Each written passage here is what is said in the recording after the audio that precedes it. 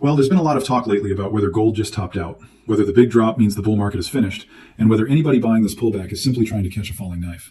So, in this video, we're going to separate fact from fiction, and you are going to walk away feeling a lot smarter and a lot more confident in how you think about this market. Today is Friday, April 17th, New York time, and before we go any further, I want you to comment below with the day and date you're watching from, because I always find it interesting to see how these market moves hit people at different moments. And if you value sharp breakdowns like this, subscribe and comment RJohnAG. It helps more than you think. Now, in case you've heard some of the panic floating around, the basic story goes something like this. Gold had an incredible run over the last year. Then it hit a late January peak, then it rolled over hard. And now people are asking the same question in 10 different ways. Is this the end? Was the whole thing just hype? Did the market finally get exposed? Or is this exactly the kind of correction that shows up in a real bull market right before it turns around and confuses almost everybody? That's the real question here, and it's a lot more interesting than the panic makes it sound. Because on the surface, I understand why people got shaken out. Gold went from a touch under the mid-5500s at the late January high to the mid-4400s by late March before bouncing. That is not a tiny move. That is the kind of move that makes recent buyers stare at the screen, question everything, and suddenly pretend they were never confident in the first place. And yes, by the time gold got back near the middle of March's rebound zone, it still looked dramatically lower than the peak. So emotionally, it felt like a crash. But emotionally is not the same thing as analytically. Also, one of the first things we need to clean up is the headline statistic people were using to frame this whole story. Gold did have a massive year. That part is true. But based on recently published price reports, the gain from late March of one year to late March of the next was closer to about half, not the cleaner, neater percentage some people were repeating. Now, does that change the direction of the story? No. Gold still had an enormous run. But it matters because once one number gets massaged for drama, people start building even bigger conclusions on top of it, and that's where confusion begins. And that brings us to the first major point. A sharp drop after a huge run does not automatically mean the thesis is broken. Sometimes it means leverage got too crowded. Sometimes it means liquidity got tight. Sometimes it means investors suddenly needed dollars more than they needed conviction. And sometimes, honestly, it means several of those things hit at once. What matters is not whether the chart looks scary in isolation. What matters is why the chart did what it did. Let me show you what I mean. A lot of people assume that war in the Middle East, threats around the Strait of Hormuz, and higher oil should have created a one-way move straight up in gold. That sounds logical, right? Safe haven, geopolitical fear, inflation pressure, all of that. Except markets are not that simple. Gold can absolutely benefit from fear over time, but in the short run, the first reaction can be all about funding stress, rising margin calls, a firmer dollar, and higher rate expectations. In other words, the same event that should help gold later can hurt gold first if it tightens financial conditions right now. That is why the gold fell during a crisis, therefore gold failed argument doesn't really hold up.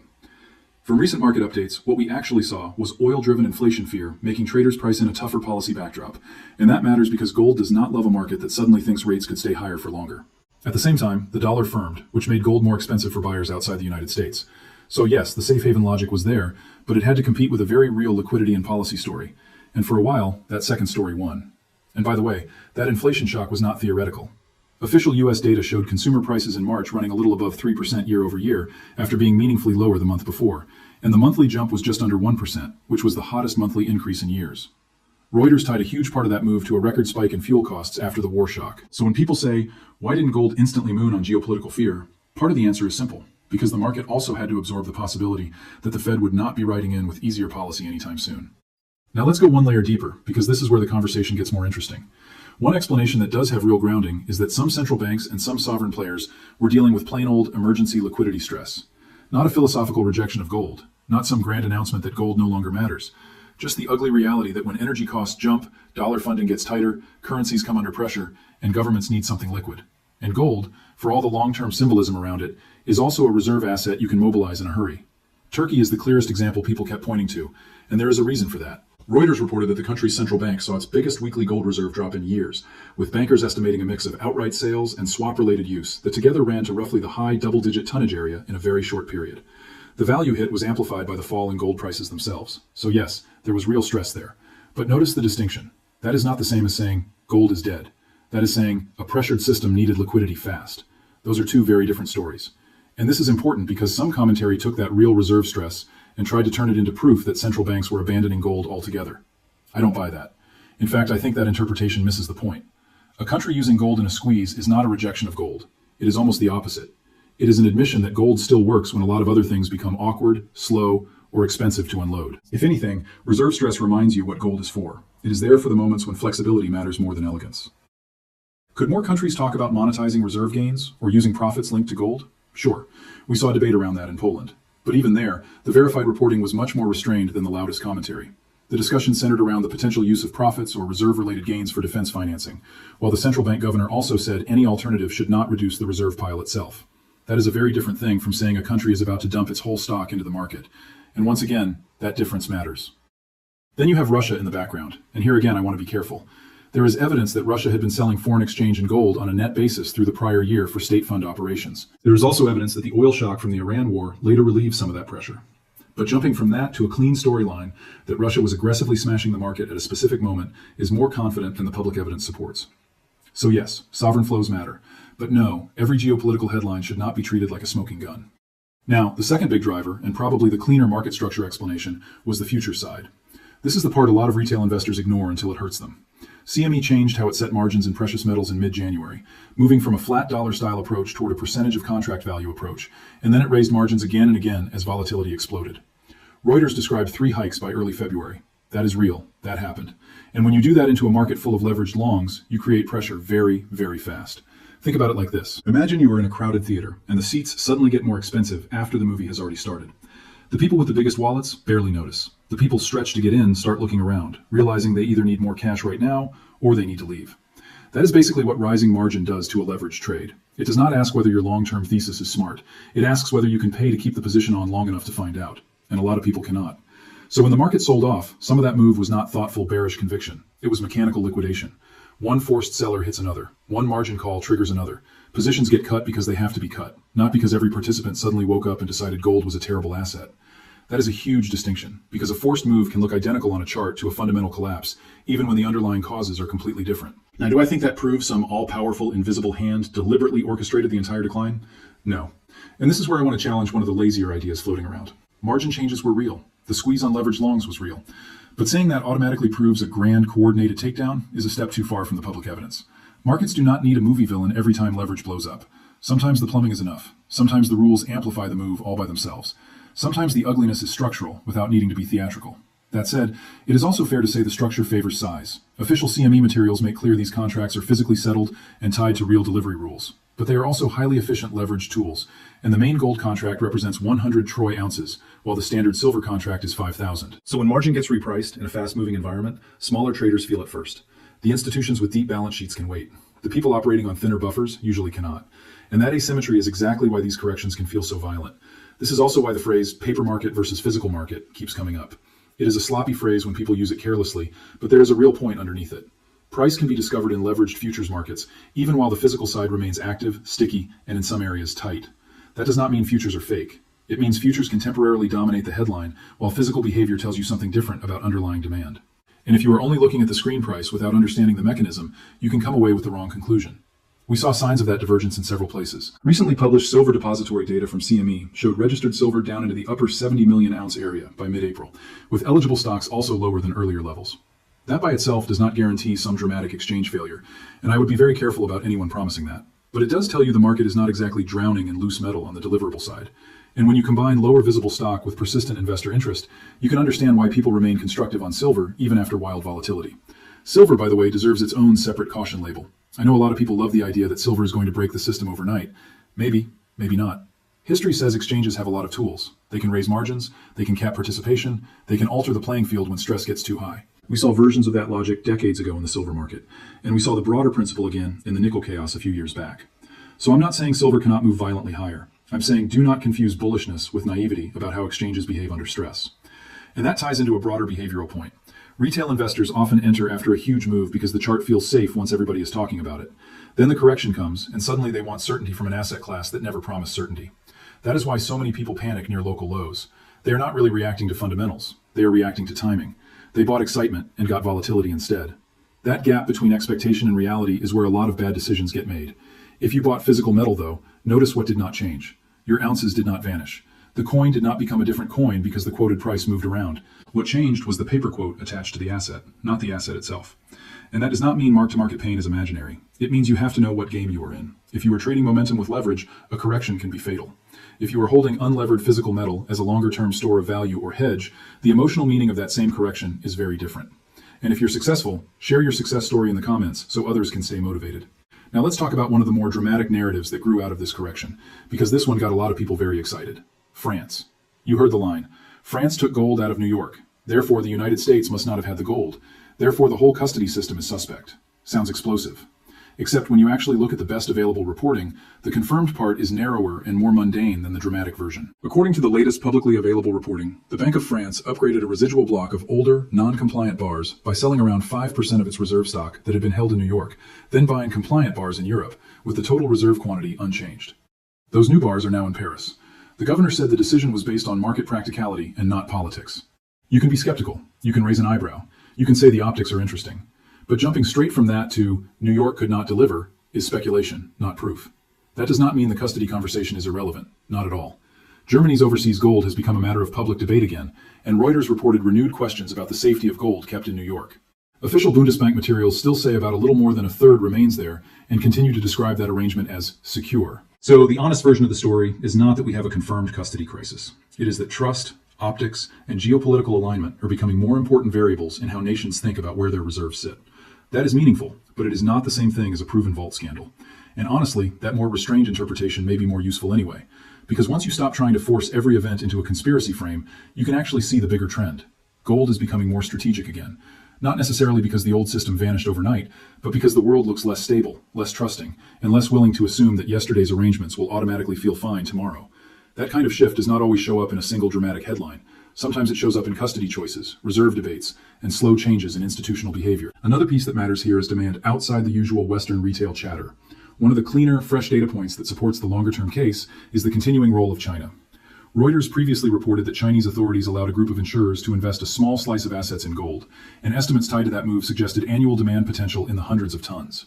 That does not mean the money all arrives in one afternoon, but it does mean the strategic buyer base can broaden in ways that are easy to underestimate if you only watch Western ETF headlines. And that matters because one of the notable features of this period was the split between different pools of demand. Some Western flows weakened as volatility rose and rate expectations hardened, but the broader global bid did not disappear. If anything, the market kept reminding people that gold does not need every buyer class firing at once to maintain a longer-term bull case. It just needs enough serious demand to keep absorbing supply over time. And when central banks, insurers, institutions, and defensive savers all show up at different moments for different reasons, that base can be a lot sturdier than a panic chart makes it look. We should also say something about the broader inflation setup, because this is where the long-term case either survives or doesn't. If the war shock had faded instantly, oil had collapsed, shipping normalized overnight, and inflation pressure vanished, then yes, the macro argument would have weakened. But that is not what happened. Even after hopes for talks resurfaced, oil, shipping, and policy expectations stayed volatile. Reuters also reported ongoing uncertainty around the Strait and around insurance and cargo costs. So the inflation conversation did not die, it just got more complicated. And you can see that complexity in gold's own rebound. By late March, gold had bounced sharply off its lows as oil eased a bit and the dollar softened. Then in April, it pushed higher again when hopes of renewed talks lowered inflation fear at the margin. In other words, the same asset that looked broken in one part of the cycle looked strong again once the pressure mix shifted. That should tell you something. The market was not saying gold no longer matters. The market was repricing the path of rates, the dollar, and liquidity in real time. And this is why I keep coming back to time horizon. If your holding period is a week, you are basically trying to outguess macro cross-currents, exchange mechanics, and positioning flows all at once. Good luck with that. If your holding period is measured in years, then the questions are different. Is debt still high? Yes. Is inflation still capable of reaccelerating? Yes. Are policymakers still constrained? Yes. Is the world more geopolitically fragmented than it was a few years ago? Also yes. Under that longer lens, the gold case may wobble, but it does not look remotely dead to me. In fact, some fresh supporting context actually points the other way. Reuters reported that major banks were still holding pretty elevated gold forecasts into the end of this year, with one house around the mid-4600s on an annual average, and another still looking for the market to revisit levels north of the low 5000s by year-end. Now, that does not mean forecasts are destiny. Banks change their minds all the time. But it does tell you serious institutions were not treating this correction like the end of the road. Now let's shift to a very practical question, because this was a major part of the competitor material, and it is a part a lot of viewers actually care about. If you are not just trading chart lines and you are looking at physical bullion, how should you think about storage, allocation, and access? The first thing is simple. Know the difference between metal you outright own and metal you merely have economic exposure to. Those are not interchangeable in a stress scenario, even if they behave similarly in calm periods. The second thing is to understand that gold and silver are not equally convenient. Gold is dense value. Silver is bulk. That sounds obvious, but it matters. It affects shipping, storage, insurance, and even your personal tolerance for taking delivery. You can move a meaningful amount of gold with far less physical hassle than the same value in silver. So when people say they want physical exposure, they should think beyond the buy button and ask themselves a follow-up question.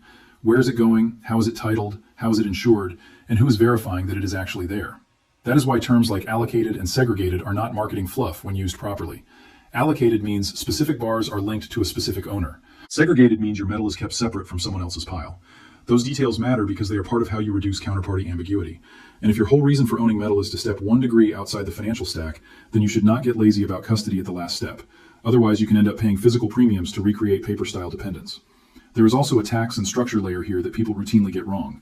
Under official UK guidance, investment-grade gold bars or wafers generally need purity of at least 995 parts per thousand, and qualifying investment gold is VAT exempt.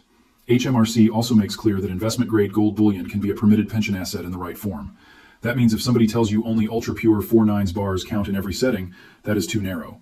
The official threshold is broader than that. And getting these technical details right matters if you are making real decisions. Silver is trickier from a tax standpoint in the UK because standard VAT treatment is less friendly unless you are using structures such as bonded storage. I'm not telling anybody what to do there, but I am saying the mechanics matter. This is one of those areas where enthusiasm for the metal can make people sloppy about the wrapper around the metal. Don't do that.